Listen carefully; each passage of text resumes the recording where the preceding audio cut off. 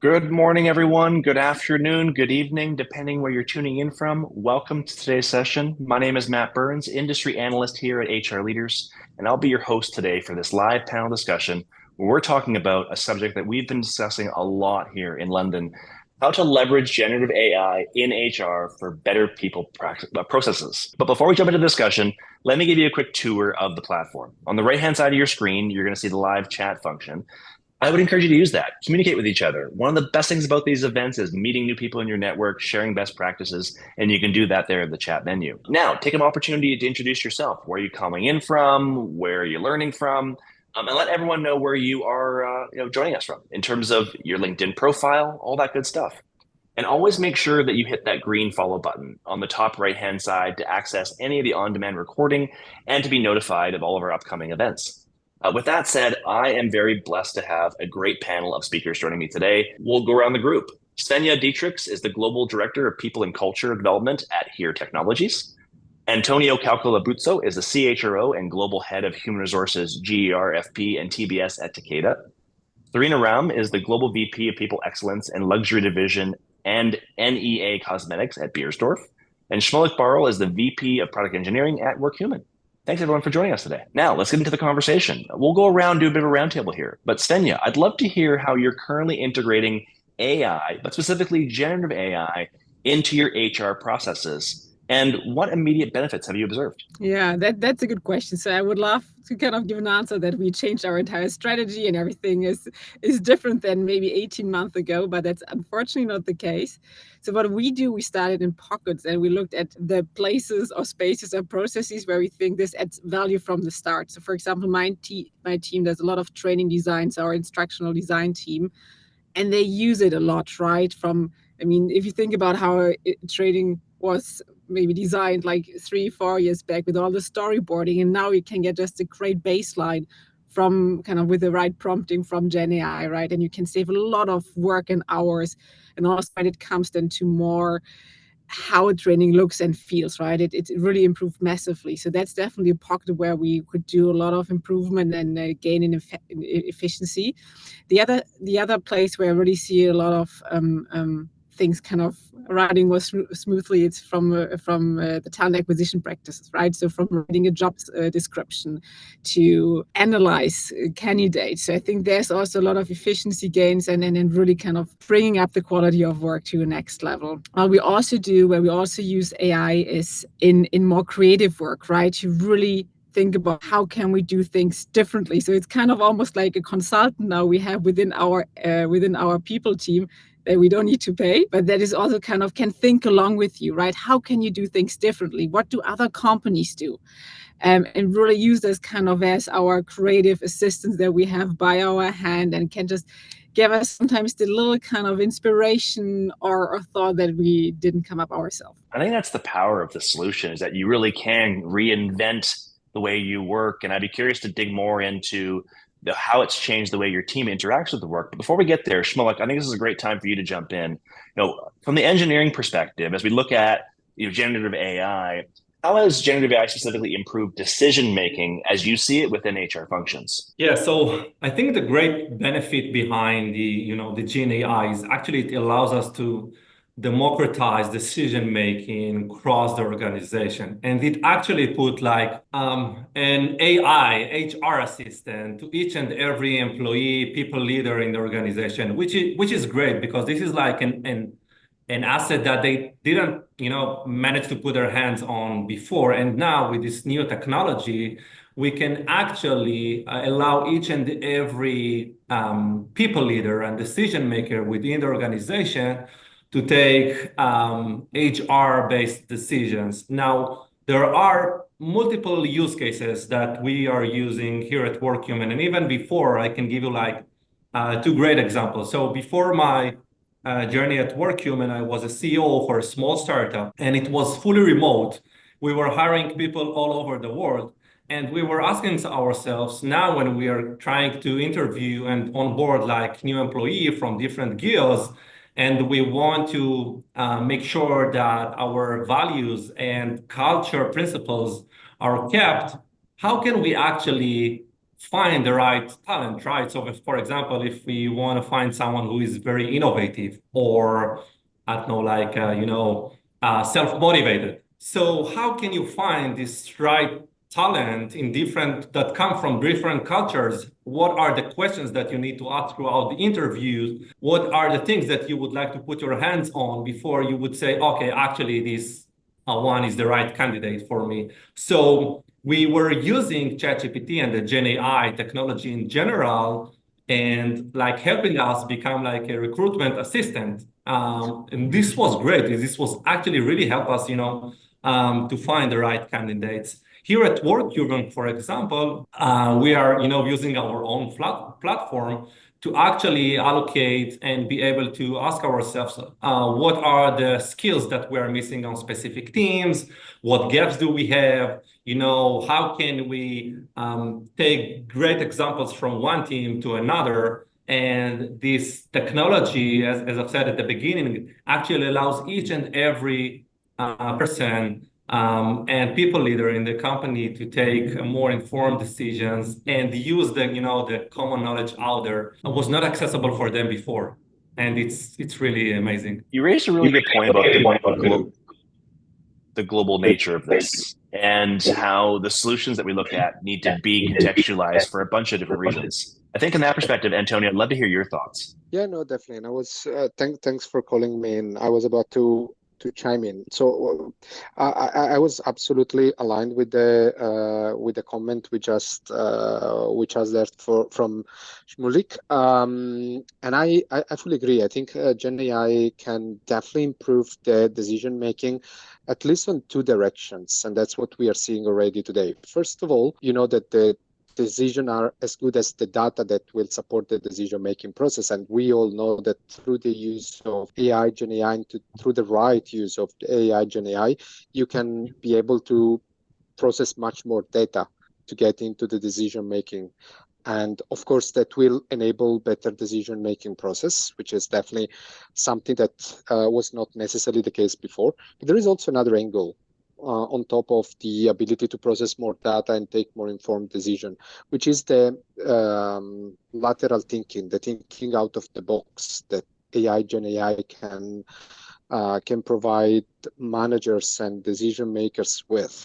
Sometimes the feeling it's kind of the opposite, but in our experience, in my own experience using those type of tools, I can definitely for a second get out of all my background biases, whatever it takes to me when it comes to decisions, and ask for, let's say, a completely different view, which is quite incredible if you think about, and can enhance different trail of thoughts that before were not possible. It's that again, we're talking about a really interesting subject, which is how the work is changing. So we're talking about changing the work as a group, and I think that's a really important distinction. But what I love about this panel so far, and we're going to dig in more into this, is how the work of our teams is changing. What I'm hearing a lot of in this conversation is, and perhaps we can get each of you to chime in on this, beginning with Serena.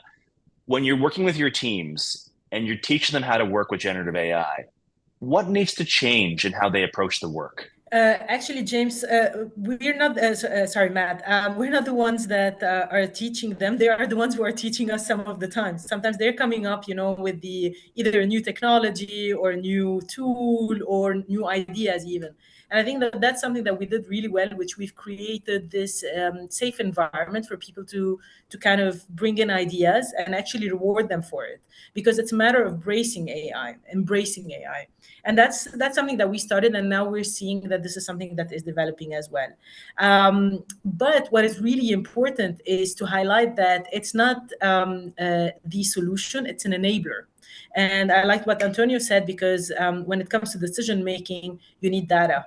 And AI is helping us in having this data. Sometimes not fully accurate, I would say, not to 100%, but at least it's helping in the process, and it's helping in kind of filtering and structuring. And for that, we are embracing this. And what we're doing as well is we're saying, let's test, let's try and see, because still the AI tools are in development. We're not there yet. We're not in a world where we're using it normally as in any other tool, as Excel, for example, or any of the other long-standing dinosaurs, as we call them, in terms of tools that in whichever function that we're using. So I think what is the summary of this is to embrace it, but also to encourage it and reward people as well for coming up with new ideas, but not consider it the one and only, or the basically solution to everything that we're doing, either a problem or an idea generation. I love that so much. I think in the early days of the OpenAI explosion, we heard lots of companies treating it like, don't bring it in here. It's bad. It's not. It's going to slow things down. It's going to create more chaos. And I think we've kind of wrapped our heads around the fact that it's really a powerful tool if used appropriately. Shmulik, again, from the engineering perspective, I think about architecture. I think about, let's give employees, incentivize them to bring in innovation. And that can get really messy really quickly in a matrixed organization when there's technology stacks and there's cybersecurity considerations and there's customer information and large language models being trained on core data, like all those different considerations. I'd love to hear your thoughts on how do you help corral that energy and then deploy it in an efficient way so that you get the benefits of the innovation without some of the necessary drawbacks that come alongside of that. I think that, training and education around the technology is a must. AI and Gen AI is not yet another technology. So we got used to that, technology, you have an input, like you put an A, you're expected to get a B, that's it, that's the output, right? But this is not how Gen AI technology works. So you cannot actually predict what would be the output, and sometimes that can be very, I would say, confusing for people who are not up to speed on the technology, on what it allows us, what are the limitations, what are the considerations here. And this is why we really need to ensure that each and every employee in the company is being trained and educated about the technology, and that we are, building the path for them to succeed on implementing the technologies. Otherwise, there would be a lot of, frustration, a lot of, I would say, faults and decisions that would be taken based on the technology. And as Serena just said, we are still very early in the market.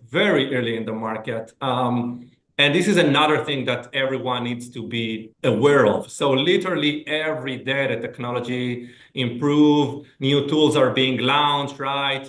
There is a lot of hype around it, but actually when you go and play with the tools and try to implement the tools, you see that there is still a lot of work to be done for the tools to be able to be implemented in large scale and specifically, within enterprises and companies. So you have to be very cautious. You have to be very trained and well educated about it. And you need to build a framework and mechanism to share this knowledge across your company.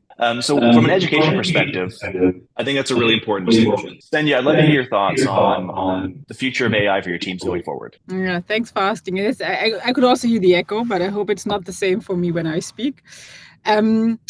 So for my team, so I think for HR or people or HR leaders, and especially those who are more focused on development, I think it's really a double role, right? Because we also, at the same time, we need to upskill ourselves as a team, and we also have a responsibility to help the organization to do so. So we do two things at the same time. So within HR, we come together and we have we call it AI playhouses, where we come together and we play with different tools and then showcase what you can actually do with it, but really have this space to actually play in the what really play means. And this is great because there we see that people can use a tool and can really explore how it can help and what it can mean to them for their daily work. So that's one thing that we do, that we have this regular playhouses, and if we find a tool that it's really helpful, we bring that to a larger audience and then just showcase it. At the same time, we work very closely together with our colleagues from our technology board, from the privacy teams, and really look into what are tools that can be approved at a large scale, what are use cases across the organization, and then we offer regular sessions for all employees, kind of open enrollment sessions, it's like online sessions like this, where we show the different use cases across the organization, and we also share what are the current guidelines, right? Because they let's say they change almost from month to month. What are tools that we approve for the company? What are tools that actually everyone can buy, can get a license via the company? What tools maybe you need to buy and can then can get the money back from the company? So we try to be very transparent and be create a platform so that everyone knows, okay, these are the sessions, or this is the source of truth where I need to go to know what is the current standard, what is approved, what is recommended, etc. And we also look into how can we actually drive a digital upskilling agenda. Even though we are a tech company, it's not per se then immediately the case that everyone uses Gen AI to be more effective in their work, right? I mean, there are great functionalities like in Zoom or other platforms that you can have those meeting notes, right? Describe taken, and then the actions will be immediately assigned to the right person. So there's so much already available in the tools that we use every day. How can we inspire and help organizations to make use of this? I think that is for me really the task for HR leaders to support the organization with. Yeah, and if I may chime in, Matt, Please. sorry to jump on you, but I found what Svenja just shared really crisp at that point. So I'm fully in agreement with what you just said, and I think it's really important as we are an HR community to reiterate the importance that today, as an HR function, we are living this kind of double role of changing ourselves, our ways of working, while we help our organizations to change the way it works. And right today, I published some article on the difference between evolution and revolution. This is kind of a revolution. We know it is, and it is coming. And I think it's important that a function like HR is very transparent with the organization, saying, guys, we are also learning on the go. So there are no experts yet. Probably there are people that are more educated. There are organizations that are more educated. There are functions that are more prone to adapt and adopt new technologies, but no one has 10 years of experience in AI, right? Let's be clear. So, and that needs to also translate into the mindset shift within the function, because if we think about the way we operate, or we are used to operate as a function in general, if I relate to all my experiences, was to master something and then become the master and those that are knowledgeable about something, and then creating policies, creating long-standing processes, because they were based on long years of knowledge, experimenting, and knowing all that could go wrong. We don't have that in that field, and it's important to put it up front and say, okay, let's try, but let's be also very quick in turning back if it's needed, if we see that the early sign of what we are doing, it's not the direction we are going to. Otherwise, that becomes risky. Serena, how do we help sell this to our peers? We have leaders in roles that are asking questions about generative AI. They're looking at it within their teams. They're asking how it fits into their practices.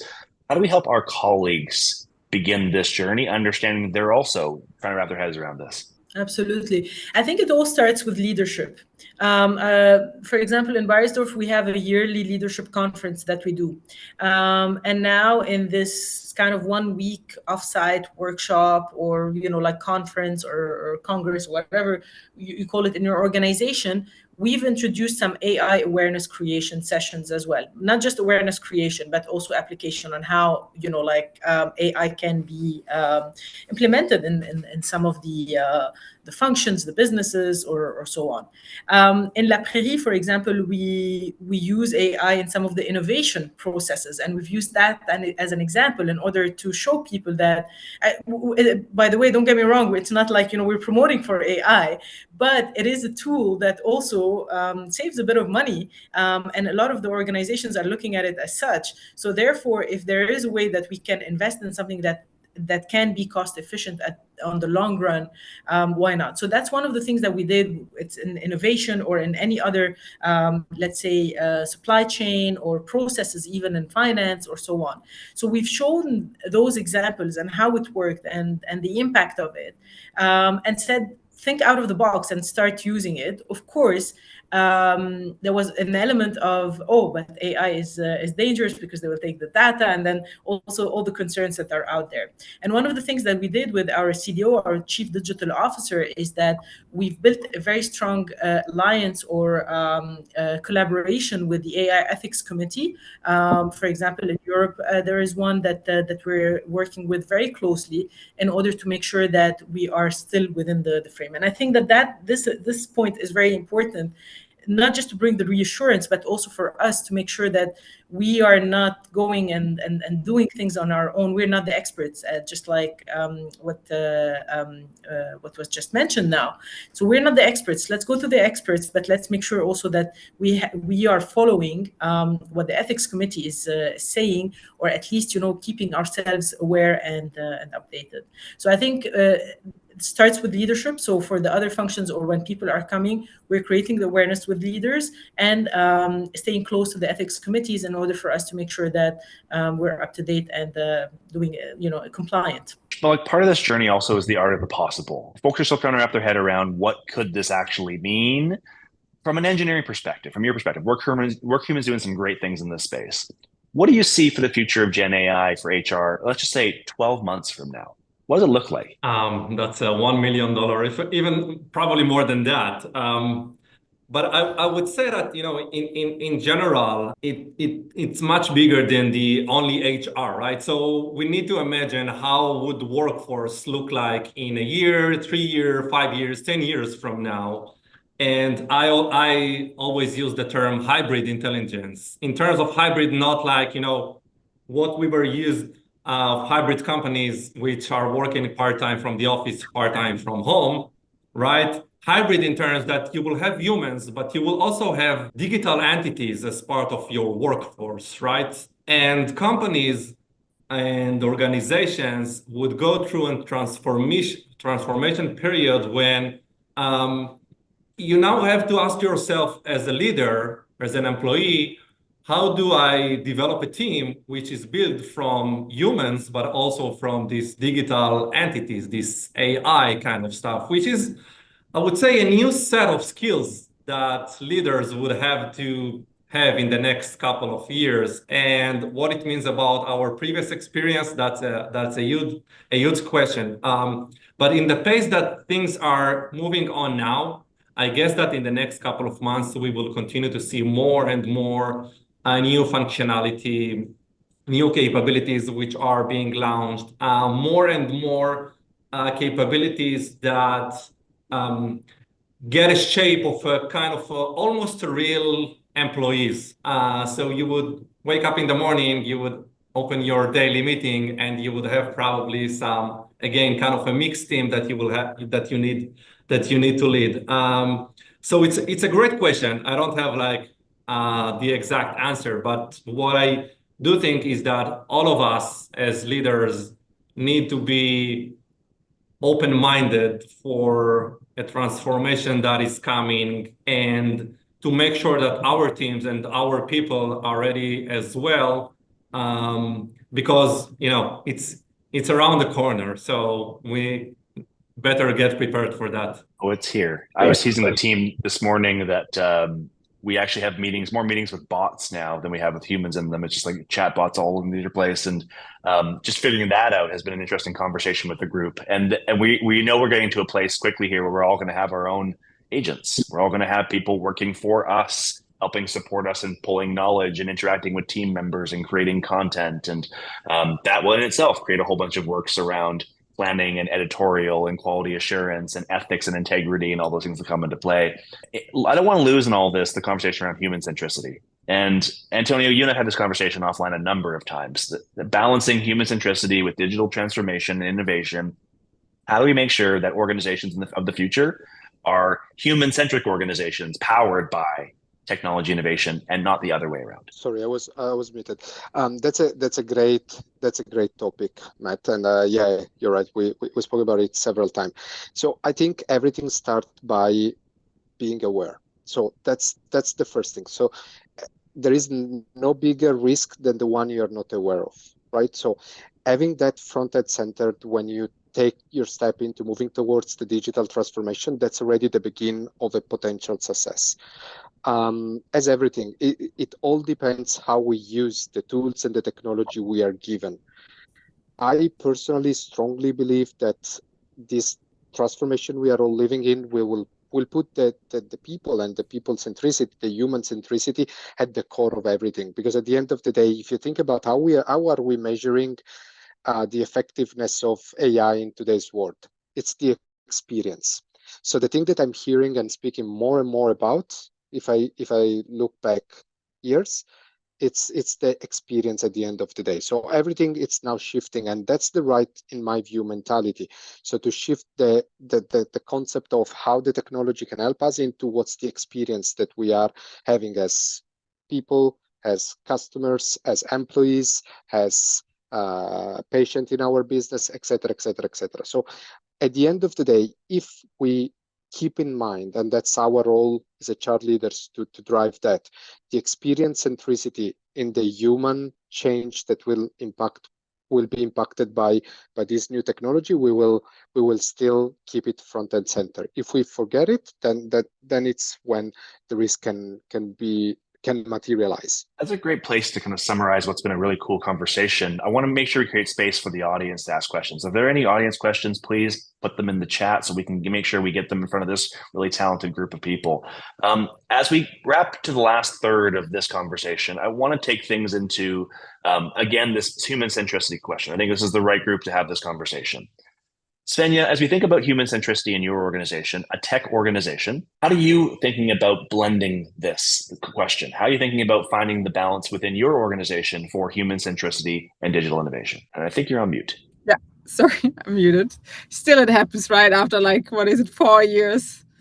We'll get there. But actually, in AI, maybe should kind of realize I want to speak. You called my name. I want to speak, so just unmute myself. Okay, digital assistant, please next time work. Yeah, so I think it's a very interesting place to look at a tech organization, because the majority of our workforce are engineers, data scientists, data operations specialists.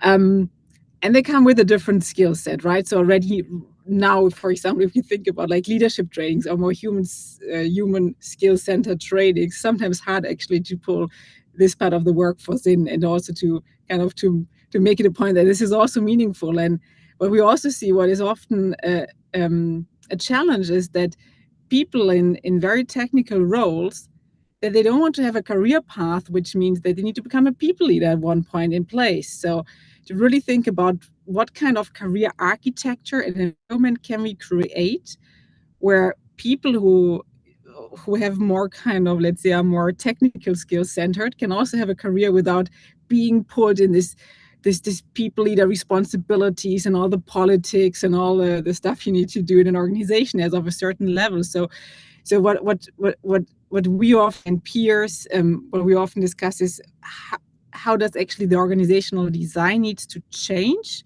so that we can create more space, let's say, for the human human skills, or for the human touch in the organization, and maybe even have people and this is really future driven, but maybe have more people in the organization who are not like HR, but really people who kind of are more coaches or anthropologists that really bring this human aspect and try to connect and create these spaces. So I can't really put really labels to it because it does not exist yet, and I don't know a company, but I think it requires another organizational design.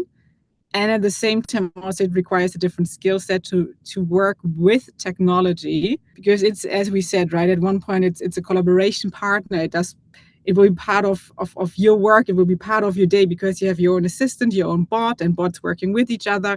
But how do you work with that? How do you verify information? How do you know when to use a bot or a technology or not? So I think there will be so many changes coming our way, and at the same time, we need to have this I don't know, this safeguard of humanity. I'm not sure if this will be only with HR or almost a new role that needs to be invented. I think it's going to be a fascinating place. I also think we need to be real about the fact that we're going to have skeptics in this journey. And I think we got a question from the audience here. Chris Brown's asked a great question. So he's asked, it sounds like there's lots of advocates, but are there any tips on dealing with skeptics? And Serena, as someone who's focused on this from an incentive perspective, from a recognition perspective, from a change management perspective, how are you thinking about working with skeptics? I think the first thing is to downplay AI. I think sometimes we give it too much importance, more than it should. It's true that it's there. It's invasive because the way that AI has, again, invaded the way that we do things and the organizations hasn't been, let's say, properly planned for. It's something that just didn't just pop up. I think it's been years, but I would say after COVID or even during COVID, it started to become a little bit more popular. With the skeptics, I think what is really important, at least from our end, this is what we're trying to do, is to really normalize AI as a tool. Much more than I'm going to give you an example. Actually, that's a good one. I was in Korea a couple of weeks ago, and I was having town halls with the employees, and very, very young people. So it wasn't like let's say people who were afraid for their jobs, because typically this is what you would have with, let's say, more senior people or people with a lot of experience. And we had like 3 or 4 town halls, and in all of those town halls, the young people were asking us if their jobs were in danger because of AI. I found that very surprising. And my answer was, well, you need to tell me, because AI today is here. It is going to evolve, but it's not going to come and take your job. And if it is going to take your job, we're going to create another job for you. So the same way that any other technology has come, when computers, let's say, were brought into the workplace, people were like, oh, we're going to be replaced by computers. Same thing with different functions where, oh, I'm not going to have a job anymore, and so on and so forth. And then new jobs are being created. There's always this need. The summary of this, or to simplify what I'm trying to say, is that the skeptics are there. We're not advocates necessarily for AI, but we're trying to be smart by using it in a way that is beneficial for us, much more than letting it take the center of or be at the center of everything that we do. Yeah, I love that so much. Antonio, you want to add to this? Yeah, if I can add something, because I'm really on the very same page on what was just said. I mentioned in one of my LinkedIn posts last week a very nice quote that I will use it again from Karim Lakhani. AI is not going to replace humans, but humans with AI skill are going to replace humans without AI skills. So again, it's about lifelong learning attitude. It's about staying open and agile. So when it comes to the downplay AI, I'm fully on the same page. So I'm the first skeptic person when someone comes and say AI will solve all the problems we have in the workplace. No, it won't. It is already an amazing tool, which is probably revolutionizing. Someone is talking about 4th, 5th revolution in the business world, whatever it is. But what is for sure is that in today's world, no one can stay out of the space where they know this new tool, this new technology that is coming to our life. It's our role as HR leaders, as an organization, to make sure that we provide the right environment for our people to experiment, to try it out, to have the right tool at the fingertip. But then it's up to the people to embrace this lifelong learning mindset and grow mindset to jump on it and try to make the use of it. And just if I may add, Matt, to Antonio's point, which I think is very, very important. What is the role of HR in this? Us as a people function, as a performance culture, all the aspects that we handle, and that is to create an environment, and maybe that's the way also to help with the skeptics, but also in a bigger picture, is how to create an environment where we downplay the threats that could be real or not real, but at the moment they're not looking like major threats, I would say. But then how to create this environment where people are not blocked or using it even sometimes as an excuse in order not to deliver something or to hold back or not to go the extra mile or so on. So I think that is also a big responsibility that we have, but also a big opportunity in terms of culture change management, but also shaping the future of the working organization, not just in our organizations or our companies or our playgrounds, but also together in the HR communities, in the HR, in the CHRO network, for example, that we have. We discuss it most of the times, is what is the environment that we want to create for our employees, where we're moving from this kind of, AI is coming. By the way, it's not just AI. Employees are skeptics about many other things, not just AI. But how do we create this environment, and how do we upskill our HR leaders in order to deal with it? Because it's not a matter of just us telling them what to do, but it's more about them being able to be responsive to those situations. Well, I think I know what you and Antonio are going to talk about at coffee when you meet in Zurich. That's going to be a good conversation. Make sure you record that so we can put it on a future broadcast, guys. That would be great. Shmulik, I'd love you to weigh in on this. We got a great question from the audience here from Kevin Dooley, who asks, many traditional HR processes are very personable, very human-centric. So how do you see generative AI adding value to them without taking the human out of the process for things like interviewing, performance assessments, selection, coaching? How do we get the best of both? Yeah, so I think it goes back, to something that I said on the beginning, which means that on one hand, the technology allows each and every employee, people leader in the organization actually to act like they have their own HR assistants, and get the better informed decisions with, more of know-how and stuff like that. But we need to understand that with all the excitement and hype around Gen AI, there is no magic wand that, in one day, everyone would become expert in all, the various domains with, taking decisions based on the Gen AI output, and that's it. So it goes back to education. It goes back to making sure that we use AI as an enabler to take decisions, as another partner that we are partnering with to take decisions. And as we have a forum or a committee or team which take decisions about recruitment, if we want to hire a specific candidate or not, then AI plays now as another partner to that team. So I guess, the human approach will always be there. The AI will help us to get better decision, more informed decisions, even, to improve efficiency in so many ways around HR processes and to modernize so many things. But eventually we're all people and we need the human interaction and the human touch, and that won't be replaceable with any technology as good as it will be. Agreed. And even more tangibly, what we're doing in our organization is actually doing the traditional journey mapping exercise and then having parallel tracks for human interaction and digital interaction to make sure we're thoughtful about where does it make sense to have digital interaction. And I get it, it's generational. We have folks that are in the boomer age group that are thinking about social interaction coming together, and they value that connection. And then we have our Gen Z and millennial folks that are like, I just want to deal with a chatbot interface asynchronously outside of my work. We have to provide both. So by being thoughtful about that plan allows us to be able to meet those needs. And I think the optionality that AI provides to us is just massive in today's world. Svenja, you mentioned something earlier that stuck with me, and I want to just double click on it. You work really closely with cross-functional partners in your organization. It's a big part of your strategy, bringing generative AI and more broadly digital transformation to the organization. Are you seeing your partnership with the CTO change? It's a question from Paul Fenwick. Are you seeing the partnership for the CTO change as a result of the adoption of AI in your business? This is a good question. So maybe kind of coincidentally, we started a technology academy. I think looking back, it's just the first time that actually I realized it, kind of at the same time that Gen AI was also kind of the thing, right? When was it, like November 2023 or something?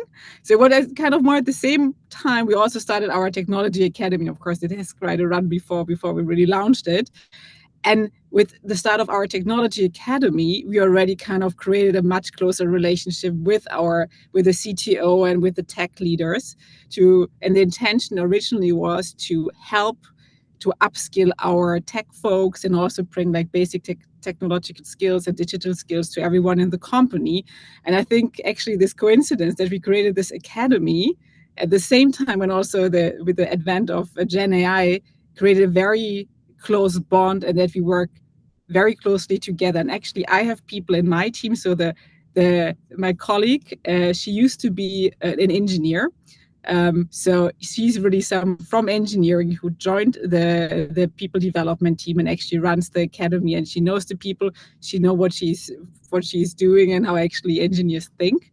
And therefore, we have a very, very close relationship. That's great. And that's the kind of symbiosis you get in organizations now when you have AI as kind of that binding force. And I think that intentionality of deployment, I'll be super curious to hear how that evolves for you in the future as you continue to get more integrated within those departments.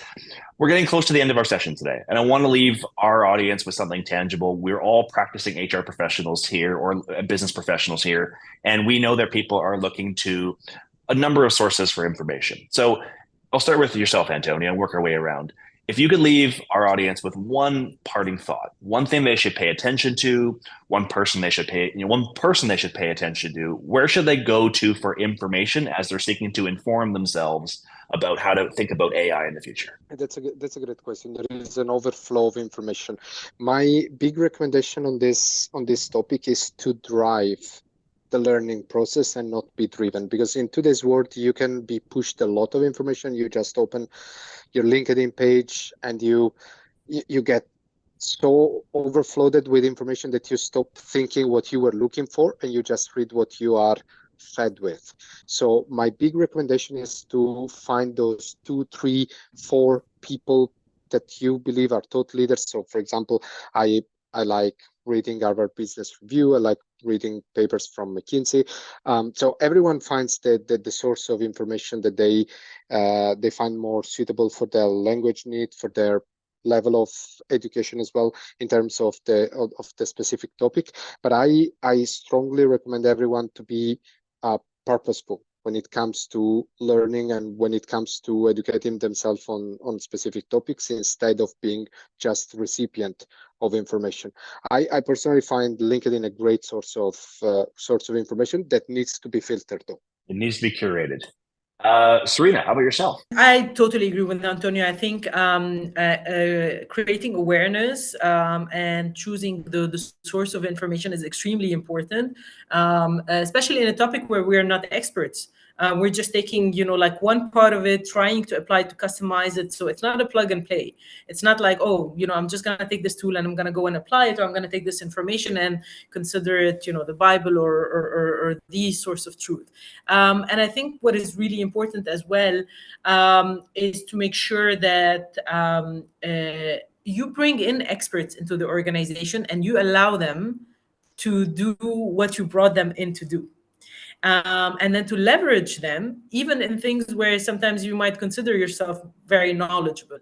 So I think that is really important, is to bring in the experts and people, or maybe people not necessarily that have a lot of experience in that, but have the willingness and are able actually to develop the information and the and the knowledge basically for the organization. And Svenja. I would like to be very concrete and give a tip for a book. It's called The Digital Mindset: How to Thrive in an Age of Algorithms, Data, and AI, from Paul Leonardo and some co-author. And it's a great book, kind of just to get a basic understanding how to work in a world where everything becomes more digitized. And it's definitely not a book for engineers. It's, I think, more for HR people. It's a perfect book. And it gave me some insights how we could do things differently, especially in having AI, data, whatever, as a partner to work with. And Shmulik, how about yourself? I guess that for us, it's not about a specific person or podcast to follow. There are many, and I can recommend a few of them. But I would say that on the organizational level, it's more important for us to build the right framework and mechanism to train and educate people around the organization. So, for example, we have founded like an AI learning and development council, when we actually push to each and every employee different resources, recommendations about great books, podcasts, stuff like that. And by that, enriching everyone and educating everyone around the AI stuff. So I think for us, it's more about how do we make sure that we are providing these resources on the organizational level. There are many great stuff out there. There are a lot of stuff being written by AI. So you need to be cautious on the right one to choose from. That's a great way to end the conversation. Thank you so much to our panelists today. It was a great chat. I certainly enjoyed it and learned a lot from the conversation. A big thank you again to the panelists who joined us, and we really appreciate your support. And a special thanks to our friends at WorkHuman for helping us bring this panel together. Again, by clicking that green button below, you can download the WorkHuman Guide to Embracing AI Revolution in HR and find 3 amazing ways to jumpstart culture innovation today. And as many of you know, we recently launched Atlas Copilot, the world's first AI copilot for HR, which has been built by HR leaders for HR leaders like us. It helps upskill and reskill teams and stay ahead of the curve. So if you're interested in looking at that and getting free access to the platform, make sure you check it out with the update below. And if you enjoyed today's conversation, we'll be back again after the summer on September the 5th for a panel discussion on how to transform workplace culture for better mental health, why it matters, and how it works. Make sure you, again, hit that green follow button in the right-hand corner to be notified when we go live. And apart from that, I hope you enjoyed today's content and look forward to seeing you again soon. Thanks, everyone.